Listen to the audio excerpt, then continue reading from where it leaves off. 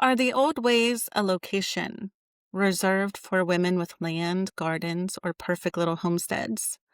So many women are waiting for the perfect house, the perfect land, the perfect season before they begin. But maybe the return starts exactly where your feet are, even in the city. Welcome to Womenfolk Revival, where we are deeply rooted and wildly intentional. I'm Maggie. And I'm Mira. And today we're joined by Leah. Leah is a stand up comedian, storyteller, and mother whose journey of leaving the Mormon faith became a real life unfolding of what it means to rebuild your life from the ground up. Through comedy, she shares the challenges, healing, and unexpected joy that can come from starting over and learning who you are outside of the world you were raised in. Leah, thank you so much for being here. We're really grateful to have you with us today. Thank you. My pleasure. So, could you paint a picture of what growing up looked like for you? Like, what made your childhood unique, and what are some of the values or traditions from that have stayed with you the most? Well, I was raised by a single dad. My parents divorced when I was 3, and then shortly thereafter, my mother moved to Ireland. So my dad was actually in the military, but because he grew up in a rural farm community in Idaho, he wanted us to have that experience. So even though I didn't know he was driving probably an hour each way to go work on the military base, we lived on 4 acres in the deserts of Southern California. We had horses, we had a strawberry farm, and I think my dad tried to give us that kind of unstructured free time that he had as a kid, but it was a bit different because he was in a 2-parent home with parents that worked the land. So, there was a lot more checking in. So he did his very best, but we did have satellite TV and a lot of screen time as a kid, but a lot of trust as well. Like my dad loved when we would just go out to the horses by ourselves and throw on a saddle pad and sit on them and walk. He just wanted us to have that kind of Oh, freedom. And I think because he was single, they didn't move him around as much in the military. So a lot of military mhm. families will move every 1 to 3 years, but Yeah. we actually stayed there for quite a while. So I think from my upbringing, just being able to be outside and having a lot of space to roam was just always how things were for me. And I looked at it over my life. I've actually almost always had a well wherever I lived. We almost all like Hmm. even when we moved to the Washington D.C. area, the on-base housing that we had was right on the Potomac River, and it was this weird cluster of just 3 houses. So it wasn't with the Hmm. regular base housing. And so we could just walk down to the Potomac River. We had, this huge field behind us. And I think just being able to wander around and not have neighbors, like sometimes I envy kind of the Sandlot, kids on a cul-de-sac playing together. But yeah, we lived on a military base, but we had a well. When I was a newlywed in college, we rented a house that was out in the middle of nowhere and we had a well. When we um uh when we had our first baby, we were also living rurally, and there's just something about having your own water that feels really nice. Hmm. That Yeah. if something happened, you could always have that. So I like the freedom of living independently, which is weird because now I live in a city, and Philadelphia recently had a problem with their water and they had to like shut everything down. And it was Oh, crazy wow. because within an hour or so, um, everything, all the water was shut off in the city. Like you weren't supposed to drink the tap water because it was contaminated. And Oh my in an gosh. instant, all of the stores were out of bottled water. So I think there's kind of a free, like Amish people don't care if something, it's like we know how to grow our own food. We know how, like, we don't Hmm. need any of this. Yes. And I really appreciate that and miss that as a city dweller. Yeah. Absolutely. You take for granted too, just even simple things as just washing your hands, um, and brushing your teeth, having to then use bottled water for those things and having to use such a little amount that's like not even like, how do you wash your hands with a drop of water? Hmm. But it's, yeah, it's a scary thing not to have water. We don't have a well. And I don't think that we could on our property because there's so many farms around us. And I just think of, just the Mm, groundwater not really Yeah. being safe to drink. And we've got septic with leach lines. So, there's that issue too. yeah, Were But I yeah, there would love to have a absolutely. well. were there any parts of your upbringing that you chose not to carry over into your adulthood? I mean, obviously, living in a city is a big one.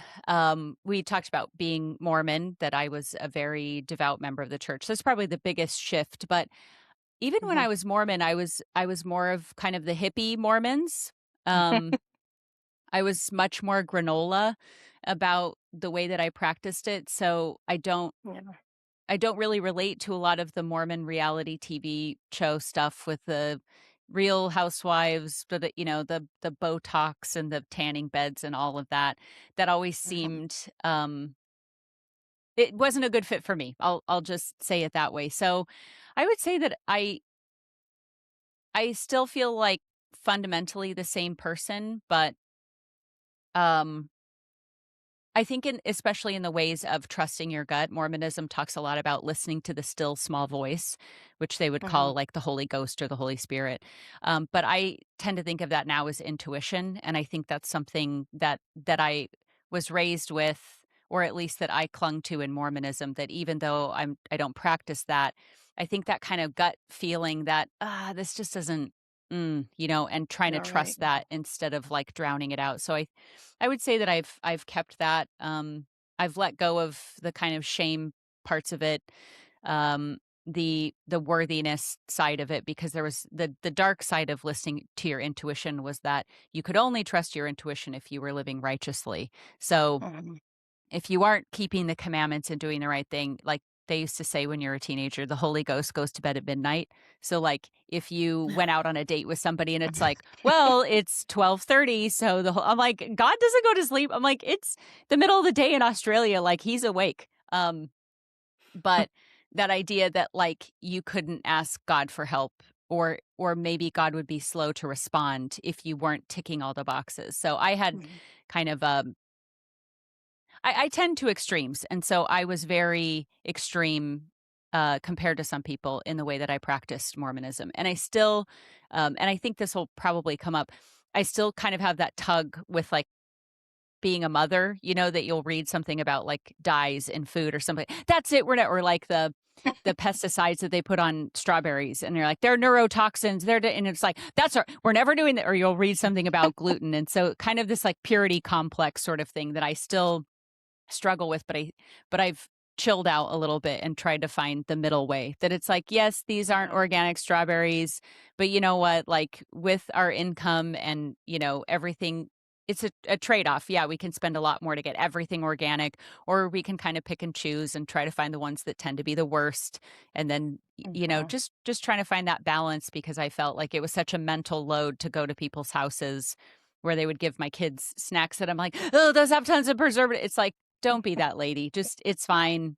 Like I was raised on a diet of fast food, like by a single dad. We ate out all the time. And it's like, I don't want to Yeah. say and I turned out okay, because who knows, like who knows what is going on inside my body, um but it's like it's okay. Like, Right. you know, choose the lesser, I don't want to call it an evil, but you know what I mean? Like make Hmm. the choice, the trade-off choice.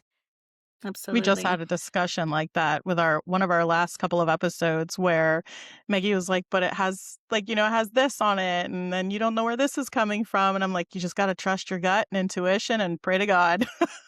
Yeah. Yeah. You Yeah, it can't it can be it can be obsessed. really overwhelming It is. to just and even like there's things that you eat that you're worried about. Well, this has these kinds of things in it. But Yeah. then there's also lifestyle stuff where it's like you shouldn't have screens after this and you've got to be up by this time because that, and write down your Yeah. dreams as soon as there's like all these things. I'm like, I can't do all of this. It's So, overwhelming.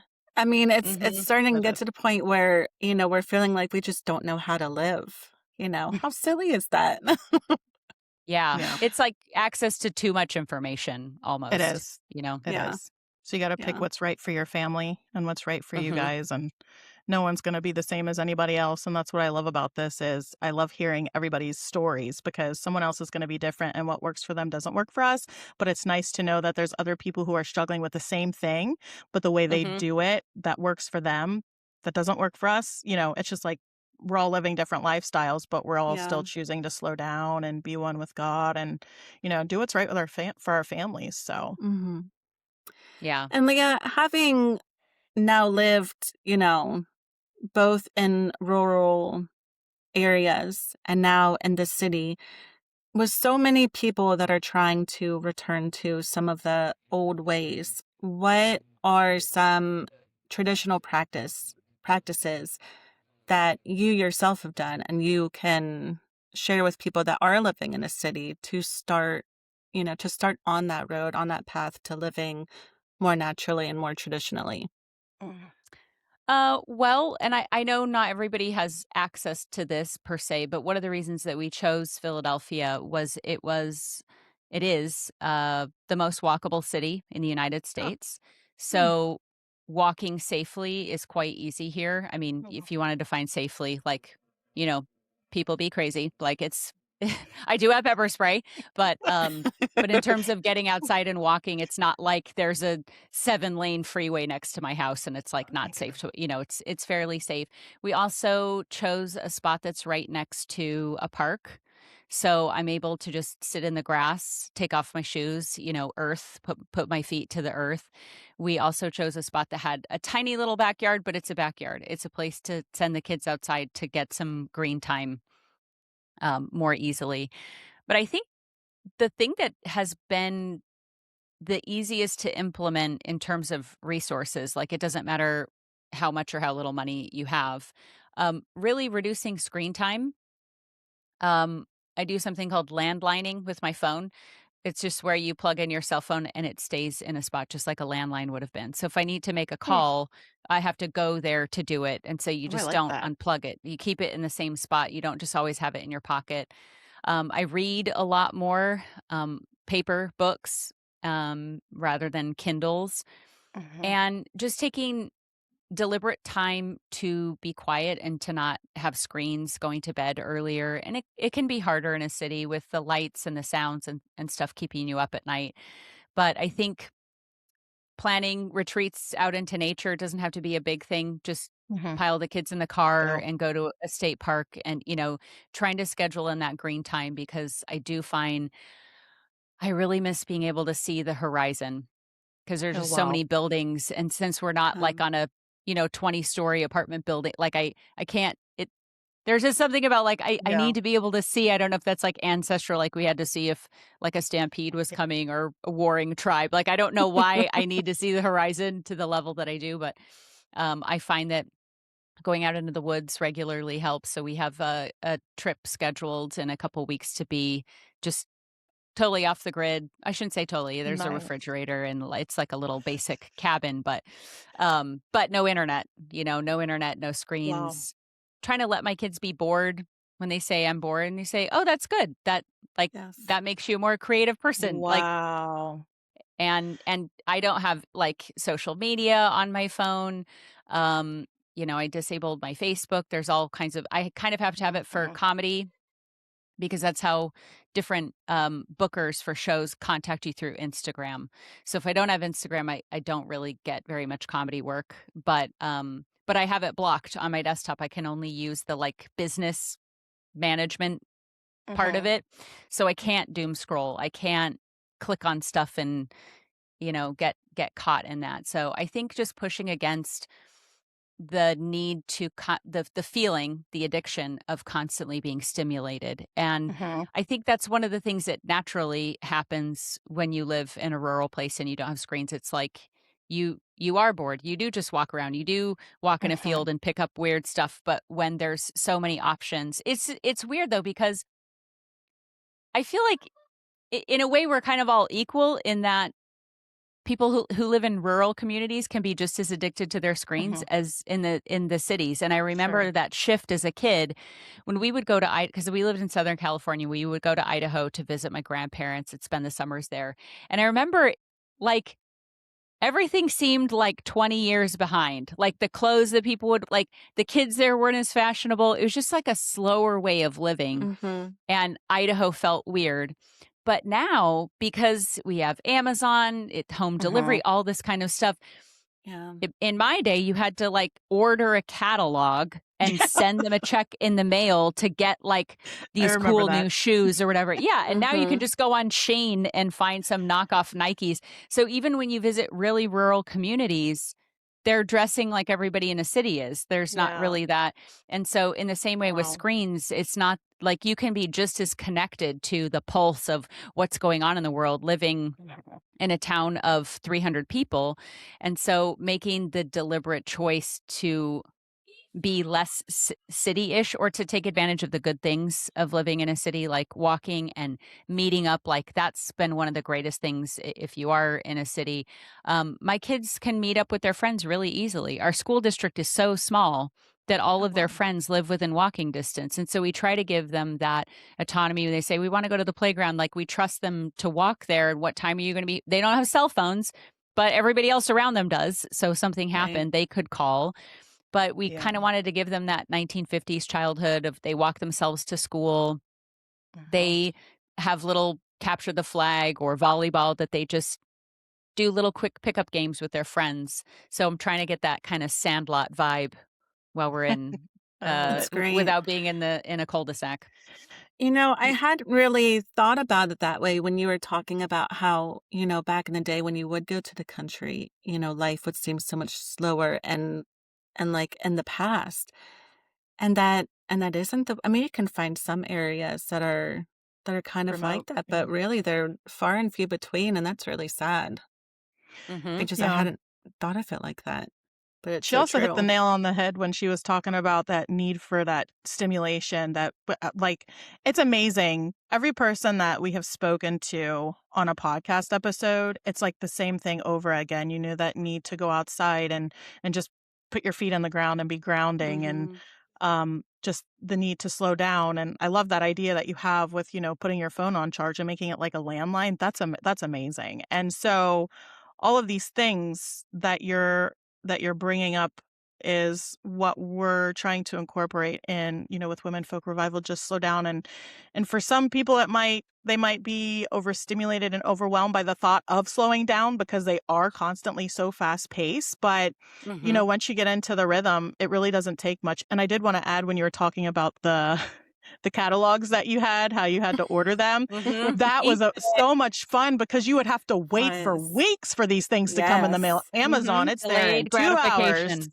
Yep. Amazing. It was Yeah, well, awesome. and I honestly, because I tend to like doing the extreme of something, like I'd love to do a silent meditation or to like go away from my kids for a week and like be in the jungle. But honestly, they call it the location cure. I used to go to Overeaters Anonymous, and they talked about this where like somebody would move like from California to Virginia and they put on weight, and they would say, oh, I want to well, I just need to move back to California because the produce there is so much cheaper and the weather's better. So it's like, if I go there, that will change me, but you take yourself with you. So I think for maybe women who are living in an urban area or maybe the suburbs, and they're like, we just need to be out in the country, I would say, rather than thinking the country will cure you, try taking all the addictive apps off your phone. And we know if you don't pay for the app, then you're the product. So any app that you have that makes money off of you is geared to keep you on it. So Instagram, TikTok, Facebook, all of those. Take those off and see if you don't get that like, don't think that living rurally is going to fix it, because the fact is the people out in the country are probably on their phones just as much as you are. And I do think the access is nice to have it in your backyard, but it's still going to be you that goes there. So they have this in California. They call it beach guilt. People who move to California and they're near the beach and like, oh, this will be so great, we'll go all the time. And then they don't. And they're like, I'm paying these super high prices for rent, but I never go to the beach. And it's like, you think the place will change you. And sometimes it does. There are some people who say, I'm so glad that we moved to Montana. Our life is so much different now. But I think breaking those habits sooner than later means you can enjoy the benefits. If your financial situation, or like for me, I would rather be living nomadically, but my family shot that down. So they want like stable friends, and they want to live in the same place, and I want to like live in a van. So I make the compromise by like chilling out in the best ways that I can. That's great. And Um, what you said too, it speaks back to how we opened this, that, starting to live that, that natural and slow down life, you always think you have to, and I do it myself because we're limited on what we can do in our lane because it's very hilly and, Mm, we have some issues with being around farmland. And I'm like, well, let's just wait to do this when we move. And let's just wait to do this when we move. Why should we do this if we're planning on moving? But we're spending, mm, and who knows if we ever actually do move or not, so even yeah. that affects everybody. I don't care who you are. In some way, you're always thinking, oh, well, if this happens, then I can do this. That That's is a so really good true. point, and I think it kind of, in my experience, will sometimes build up a kind of resentment. Well, it's like, well, once we move, that then I start to feel grumpy that we haven't moved yet. Yes. That's Yep. just my experience. You're probably more mature than I am, and No, I've I do. And I get in little funks and I'm like, okay, I gotta, like this is crazy. hmm Yeah, Yeah. the kind yeah. of radical acceptance. And I know because we chatted before this meetup, listeners, this is not the first time that I've talked to them.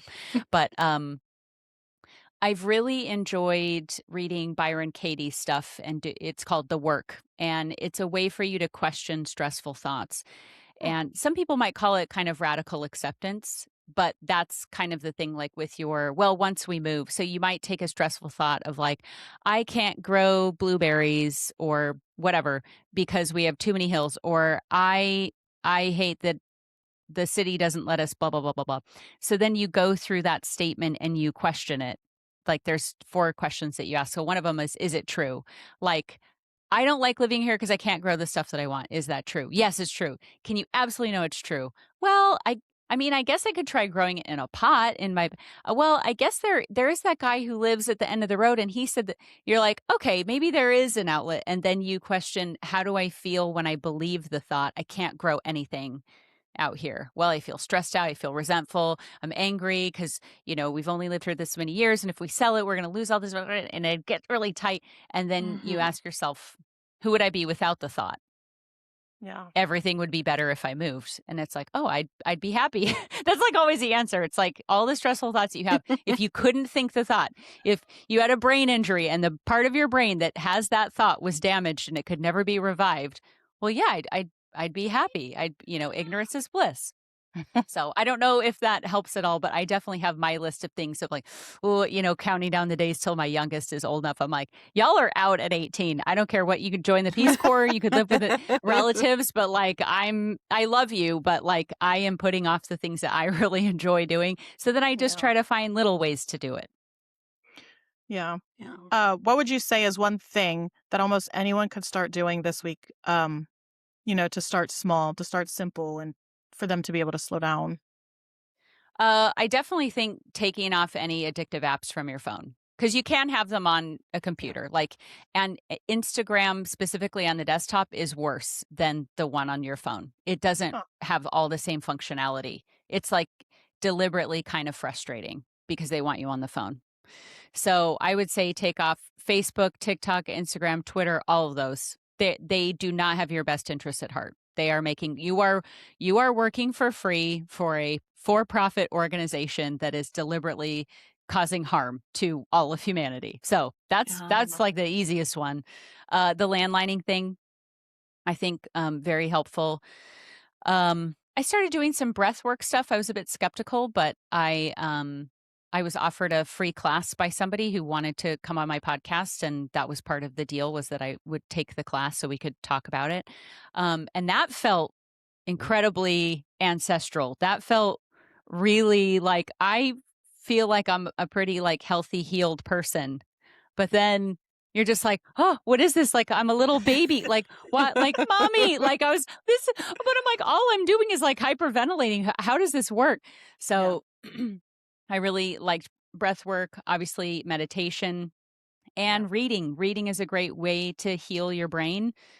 Just go to a thrift store, get a bunch of cheap paperback books. And I want to like design a holster. Like, people have like their cell phone in their back pocket, or like kind of in the early 2000s, dudes would have those like special holsters for their cell phone. I want to create like a holster for a book that I just keep on me, because what happens is you wait at a bus stop or you're in line, and what do? You go to your phone. Just have your book like that. Don't have your phone with you, or like shut off turn off the data while you're out, whatever. And then like, oh, we're going to be, oh, my book. Like I've been reading like a book a week. I'm just like, oh, wow. It's so good. Books are they're so good. I totally forgot. Yeah, we do read books in the home. I couldn't get one book in a week. That's amazing. I would love to. And maybe I could, I mean, my kitchen is a disaster. There's a lot of laundry left undone, but I thought reading was, I knew that it was good, but I thought it was like recreational kind of downtime. But there's all these studies about it connecting left and right parts of your brain. There's all these different things that you get from reading that you don't get from audiobooks, you don't get from watching a documentary. And so Cal Newport talks about cognitive fitness. So he has like 5 suggestions, basically in the same way that when they used to think exercise was bad for you, like, oh, you could have a heart attack, you shouldn't go running. And then this doctor debunked it and it was like, no, it's really healthy. And then it sparked this exercise revolution. So basically our brains are quite like atrophied and slow and lazy and obese. And so reading, walking, landlining, there's different things you can do, but now I don't feel like I'm putting off things for reading in the same way that I wouldn't feel like I'm putting off things for going for a walk or exercising or drinking more water. Like this is what's going to heal your brain from all of this action, is getting into a really good book that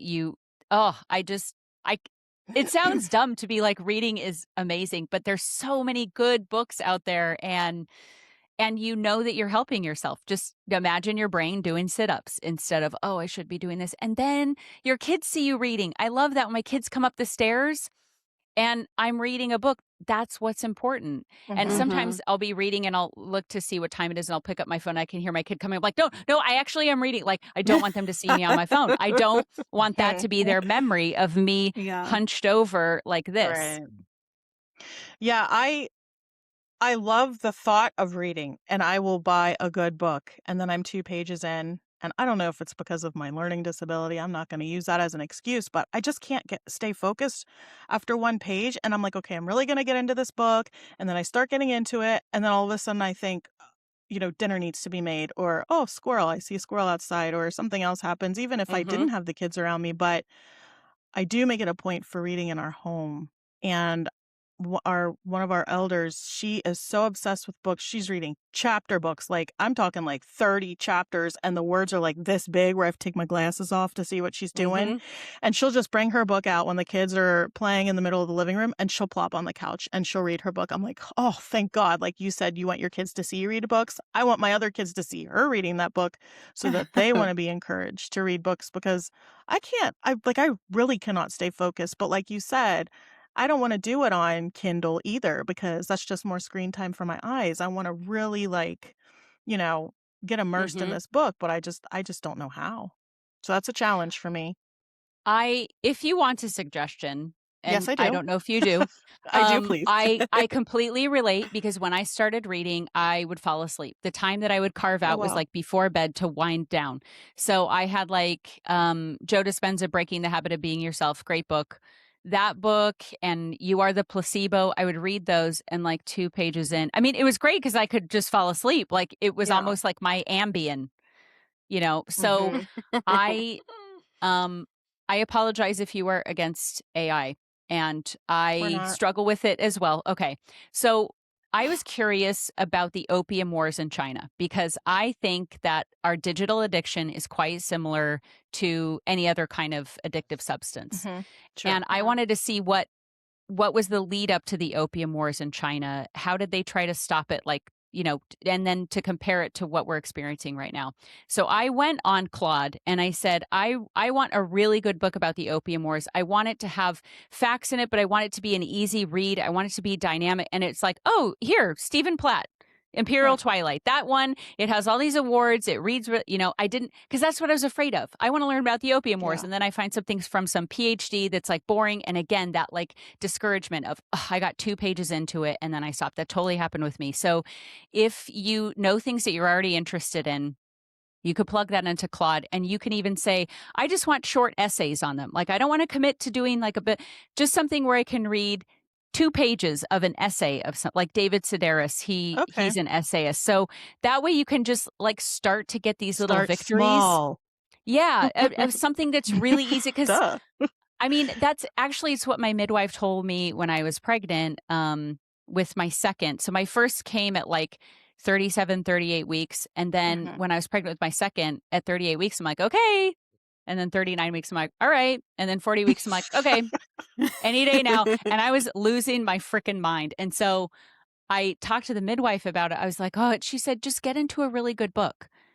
And because I was like such a butt munch, I was like, I'm not going to read unless it's like classic literature. Like, she's like, just read like Twilight or some kind of garbagey book. And I'm like, no, I will not read Twilight. I'm not going to read The Babysitter's Club. Like, I want something good. And but I try to find something short. The book that I landed on was Heart of Darkness by Joseph Conrad, which is about the genocide in the Congo perpetuated by the Belgians. So I got 2 paragraphs into that and went, no. And then I just read The Neverending Story because it felt appropriate for the never-ending pregnancy. And because I already knew the story, I felt like I knew the language wouldn't be too heavy for me, that I could keep going. And so whatever if you can find what the things that set you off, like I want a page turner, but I want it to be about something that I like, and maybe I don't know. I don't like true crime. A lot of people do. Maybe it's something like that. Maybe it's about someone who homesteaded. Memoirs I tend to really like because I know it really happened. It's not just somebody making it up. Yeah. So yeah, the thing is you just haven't found your book. It's like when I meet people who are like, I don't like comedy. And it's like, that's because you've seen a certain type of comedy. Other comedy. It's like, yeah, if young dudes talking about what young dudes talk about, there's so many different types of comedians. Everybody loves comedy. They just haven't found the comedian that they like. So it's out there, Mira. There's a book and you could just do a short one and then you get that victory. It's like a budget. Yeah. It's like, how do I pay off my bills? It's like, I have this other, just pay off this one. Just chip away at this credit card and then you get that done and you get this momentum. So even if it's a short little skinny book, like you definitely are a reader. It's just your brain has been sucked by these children that constantly use up your bandwidth and it takes a while to build it back. But I'm excited for you because I'm like just I'm like a month into this and I'm like, reading is amazing. Everyone should do it. But I was 100% a month ago. I was like, yeah, I should read more, but it just makes me fall asleep. And now I'm like up till 3 a.m, like page turning. I love it. It's so good. I love it. Yeah, I think I just need shorter, maybe like 1 page a day or something I need something like very short like you had suggested. And thank you. I really appreciate that. Yeah, there's essays, short stories, stuff like that. Yep. I'm going to look into it. Well, Leah, we saw you gave birth to a 10-pound baby in your kitchen. You saw me? No. I'm just kidding. No. Not to be cringe, but I do enjoy watching women They're in the give bushes. birth. I think that's amazing. I know. Yeah, peeking in the window. It's so singular. I mean, it does not happen every day. I mean, it does happen every day, but it's not every day that you get invited to a birth. So yes, if I were invited, I'd go. Many women, that's, very unimaginable. So looking back, what gave you that confidence to let you be able to trust yourself through having that experience, and how has it shaped you as a woman and as a mother? Thank you for that question. It definitely was broke confidence. I didn't have money or insurance, and home birth is way cheaper. So that's what gave me the confidence, is that I'm that cheap. No, that is how I started though. I got pregnant shortly after my husband and I got married, he was still in college. I had just barely graduated, and we didn't have the money. And so I looked into home birth, or like a freestanding birth center, and we watched the documentary, The Business of Giving Birth. Mhm. And that really changed things for me when I saw how labor and delivery has changed over the years and how it's largely in the States been monetized. That's why it's much more common, like in the UK, to have a midwife and to Mhm. have a natural birth because the government pays for it. So they're like, we're going to do this on the cheap. Sometimes in not a good way for women. There are women who Yeah. it's because I mean, same thing with the military. Like my parents were military, my husband's parents were military, and that's a cheaper system. So they're not going to give you like the nice drugs, the nice hospital. Like they're not making money off of it; they're losing money. And so, after seeing that documentary and then meeting other women that did home birth, I really liked it. I really liked the idea of me being in control of the experience to the extent that you can, right? Like that's the Mhm. thing with birth. You don't know how long you're going to be pregnant, how big the baby's going to be. There's so many things that you can't control. But I did not like the idea of going to and this is not a judgment on anyone that's had hospital birth. Before I say anything else, I support women in whatever feels safest and good to them to trust that Mhm. intuition. This is Sure. only my experience. I didn't like the idea of being in a big building where sick people go for treatments for all different things, and that just one little part of the hospital was this, linoleum floors, fluorescent lighting, people coming in and coming out, the beeping machines, the scratchy Mhm. sheets, like it. Especially because in Mormonism, women don't hold the priesthood, and they are constantly told that the greatest calling and responsibility that women have is to be mothers, and that it's Mhm. next to the angels, and that you're not just giving birth, like you're creating a human life, a human soul that will exist for eternities. And so it felt like this grand spiritual, like this incredible ancestral thing that I had. And then to Mhm. be wearing a tablecloth that opens up in the back and having 19-year-olds with a clipboard coming in and looking at my it was just like, that Mhm. doesn't Yeah. feel spiritual to me in the same way that, like, I don't know, getting baptized or getting married, get, like when you choose the kind of wedding that you want, it's about that, like that bond, that experience. And to be told that the best place to get married is in the courthouse because it's just easier and it's there and they do it all the time. Like it felt very Right. sterile, very industrial to me. So, because I knew a lot of other women that did home birth, I was very calm about it. And because I chose midwives that had a lot of experience, I I knew if there was an emergency, they would know it. And then they would send me, that we would go together to the hospital and they would advocate for me. Mhm. I knew that that was Mhm. true. Of course, I didn't know how everything would unfold, but I knew that there were women who backed me and who trust the process. And a lot of midwives will say, like, giving birth is something your body knows how to do, like It is. going poop.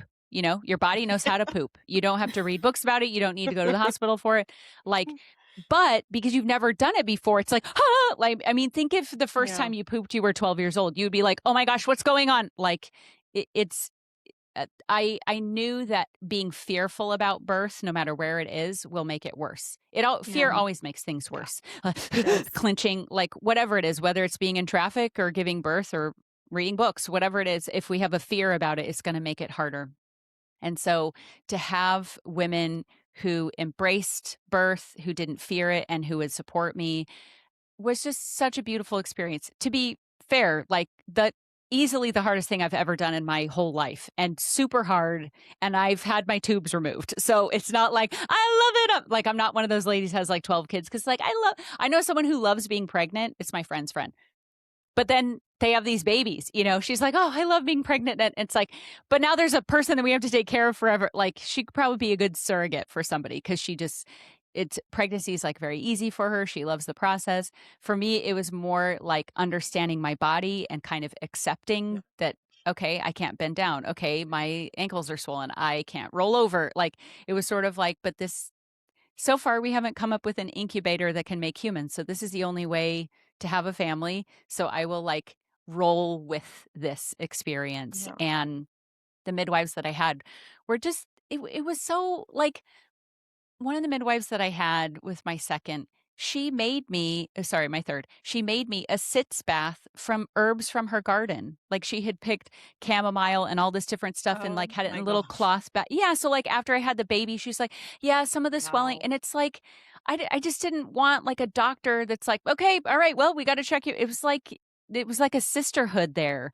There was Yeah. just such like a tender connection that I really I really thought that that was worth it over having like a quick and easy birth. And it's not, Yeah. I don't want to scare people about birth, but epidurals aren't perfect. I know someone who they had an epidural and it numbed them from the waist up I rather had that than happen. the, yeah, Wow. or I another couldn't person move. half their body, like the right. Yeah. Yeah. And so, and then I know women who get an epidural, they sleep for a few hours, they like wake them up and then, and they don't feel any, like it's a Yeah. crapshoot. And I think as a It confident is. person, I was like, I've got this, that it was like, I will trust these women who were like mountain midwives. These were ladies who helped like Amish women who lived on a mountainside who were 3 hours from a hospital. Like they knew birth. They Yeah. knew when something was off. But to you, it feels off because you're like, oh, oh, oh, oh, ah. And it's like, nope, that's totally normal. Like they Yes. knew right before I was about to give birth because I like went up on my toes and Yep. I was like pulling on my hair Yeah. and they were just sitting at the table like, all right, here it comes. They're just like Yeah. clockwork. They're like, all right, it's time to go. And they said, yeah, Yeah. my golden retriever did that before she gave. But there's just these like signals that we've industrialized out. That Yeah. we're playing with these chemicals in our body. These different. Okay, I'll give you more pitocin. Oh, but it's too much. Oh, well, if we give you too much of an epidural, then you're not going to progress. And these women have specialized in reading bodies and reading people and Yes. connecting And with them. cues. And Mm-hmm. yeah, Yeah. And it's not just that either. We're not taught anything about our bodies, and we don't We're not. go looking to learn it either. I mean, it just yeah, blows my mind that I didn't grow up. I grew up wanting to be my mom. I wanted to be a wife and a mother, and I wanted to be an artist on top of that. But my whole life I've wanted to be a mother, but I didn't think that I needed to learn anything about my body or how pregnancy would be or how to give birth naturally. It was never a thought. I was just going to go to a hospital like everybody else does, and it happens there. But we should be learning this from the very beginning, Since I you're yeah. think. six. Learn your options. Yeah, no, I mean, Mm. my parents did not support my decision for home birth. My dad's a doctor. Oh wow. He thought I was being very dangerous, and yeah, my stepmom used to say, "There's only one reason women do natural birth. It's for the same reason people run marathons. It's just to say they did it." Oh wow. Oh, So I was very like I grew up in a very industrialized Western medicine Yeah. kind of yeah. honestly fear based. I mean, that's usually why people have it in hospital because they're afraid. They're afraid Pretty something's going much. to go wrong, which is totally But valid. something could go wrong at the hospital too. A lot worse than what could happen if you were just doing natural. Ever since Yeah. I was 6, I wanted to be a midwife. I did research on that all my Oh, life. So I've always oh, had that passion, and I've always been very in tune to my body. Like I could tell you the exact day, time down to the second I was going to start my period just because of a little cramp or a big cramp so I've mm-hmm. always had that, but from what I'm understanding, a lot of women don't have that. I always wanted to do natural home birth, but I had a huge issue with my first son. And then the second I tried to do VBAC, so on and so forth. And so, as you know, I have 6 kids, as you may or may not know. And I had 2 epidurals, and then I ended up getting shots with the last ones. And I Mm, hate it. I hate everything about it. My back is messed up because of it. I get these electrocuted shocks going up my spine every now and then. It's just like it's a mess. However, I wouldn't trade it for the world. mm-hmm. I don't understand why these women are wanting to go in and have cesarean by choice, especially Oh as first no. time. That is not the easiest thing to do at all. The first time I had a cesarean, I thought I was going to die. Now, I don't want them to be scared of having a cesarean either because sometimes it may be necessary, and I've had amazing experiences. I've just had 3 C-sections back to back. Oh, wow. My 3 are 2, 3, and 4 years old, so back to back C-sections. And Wow. Maggie I mean, came to it's visit me surgery. Yeah, It it's is major surgery. It's surgery. like And it's like Mhm. 3 It surgeries in a is. row. Yeah, it yeah. is. And Maggie came to visit me after the second one and she goes, "Wait, didn't you just have surgery like 6 hours ago?" I'm like, "Yeah." She's like, "So what are you doing up and walking already? You look like it doesn't even look like you had a surgery." And I'm like, you just you have to. Like you You have get to used to you get the used to it. pain and yeah.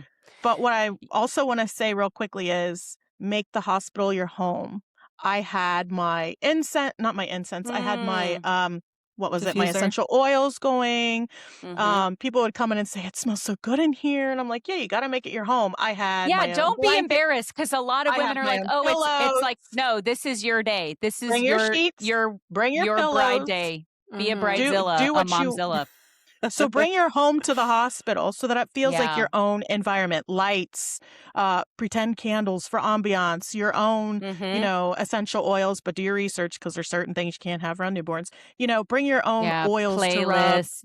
yes, Yeah. playlist, your own sheets, your own blankets, your own pillows. I had like 3 suitcases. A I'm nice not kidding robe. you. Yeah, don't Parents maybe in the that's the hospital. point. Is like don't be apologetic about your birth. Like it Don't. doesn't happen that often. It's an incredible moment for you and yeah, don't be embarrassed to bring suitcases to the hospital, or you can have a birth doula or a birth coach, somebody who There's will a go lot of. over your birth plan and Mhm. come with you. Mhm. And so if they say, Yep. we're going to go ahead and give you more Pitocin, you're out of it. So Advocate. the birth doula can say, how far is she? Okay, we're going to wait. Like a lot of women don't Mhm. know that they have a choice and they just Yeah. nod and go forward with it. And the doula will Yeah. know what things like, no, that like by law, they have to do XYZ, but you can request this. Yeah. So Yeah. you need to advocate for yourself. I'm huge on that. I say that in like every episode. Advocate for yourself. Speak up. And like you said, don't be Yeah. embarrassed or don't feel dumb or stupid. No question is a stupid question. And does anybody know a doctor's diagnosis is their best guess? And that's why they have 3 of them, for one Mhm. visit because they don't even know all the answers and they're doctors. Oh, I love doctors. I'm not going to say nothing's wrong with doctors unless they're not nice. But you got to advocate for yourself. Do your research before you go and ask the questions. Who cares what and Mhm. if they say that's a dumb question, you need a new doctor. So it's time that Yeah. we stand up for ourselves and we advocate. That's the first gynecology appointment I had after I got married. I thought I might be pregnant. So I went in and found out that I had I think a UTI or something. Mhm. And this lady was like I thought I might be pregnant. So she's like, "Well, I can give you the pills or the this was in the South, by the way. I can give you the pills or the cream, to treat this yeast infection or whatever." And I just looked at her and I was like, I prefer to do things nutritionally to try to treat it that way. She's like, honey, no amount of yogurt is going to cure this yeast infection. And I was like, I'm never going to see you again. I was like, you do not like, there are so many ways to treat something as simple as a yeast infection through natural remedies, as Mhm. people would call it. But Mhm. I just remember being like, that's so crazy to me that you think literally the only way that this will end is if I'm taking pills or I have cream. Like, Right. yeah, so try to find if you are doing like a hospital birth or whatever, like find out their views like they might not like essential oils or whatever your thing might be, but like are they going to push against you and add an extra layer of stress Mhm. and extra like I don't know if you feel this, but there's very much a feeling of like everyone needing to be okay. That's part of being a comedian. A lot of comedians grew up in kind of crazy households where they were reading the room all the time, and I think Mhm. especially women, we've been trained to be hostesses, or maybe it's just our DNA and the way that we're wired. We want everyone to feel okay, and so if a doctor comes in and says you need to do the okay, because we don't want to ruffle any feathers. We don't. Oh, well, I didn't want to hurt her feelings when she said. It's like no, this is an okay time to like say the thing. Don't bury because you don't get another chance at it. That Right. that kid has one birthday. That's true. That is true. If you could leave our listeners with one piece of wisdom today, what would that be? Oh, one piece of wisdom. I think I'd probably go back to the Byron Katie stuff because that had such a profound effect on me that our thoughts cause suffering. Any suffering that you have, I mean, people will be like, okay, what if your foot gets run over? That's suffering, right? But um, outside of physical pain of, having being impaled on something, right? If we just want to talk about normal stress that we experience, it's because of a thought that we're having, and it's creating this chain reaction within our body. It's what a panic attack is. A panic attack is creating this scenario in your head, believing that it's real, getting the rush of hormones that come with it, and all of a sudden you feel like you're going to die. But anyone who's not you can see, oh, you're fine, everything's okay, but you've created up here. So I've taken to like visualizations, like rather than have a panic attack. I think the word fantasy is kind of a weird word because it usually means like books with unicorns in it or like a sexy thing, but just visualizing it's what athletes do. Professional athletes visualize themselves kicking a field goal, visualize themselves swimming across the pool, and they see their hand hitting the buzzer with a certain time that they're like they go through that. And we usually use our minds to like predict disaster. We use it for Yeah. horror stories, the worst that could happen, Mhm. but do whatever you want. It's your brain. Go to Portugal. Do whatever, like up here, like it's free. And then you do that and your body feels so much better. Your body doesn't know the difference between the real experience and the imagined experience. That's why panic attacks are so powerful.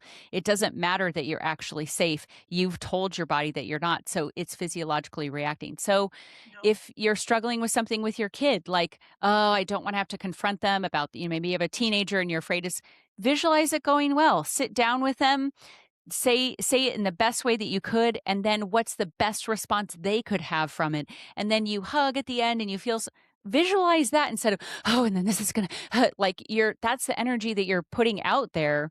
And we can feel that. We can feel that. I'm sure all of us have walked into a room where there's just been an argument or something, and even though you weren't there for it, you're like, You whoa, can like feel the the vibe is tension. off in here. Yeah. Yeah. So vibrate at a frequency of love and I love it. gratitude, of questioning the stressful thoughts and going, that's not true.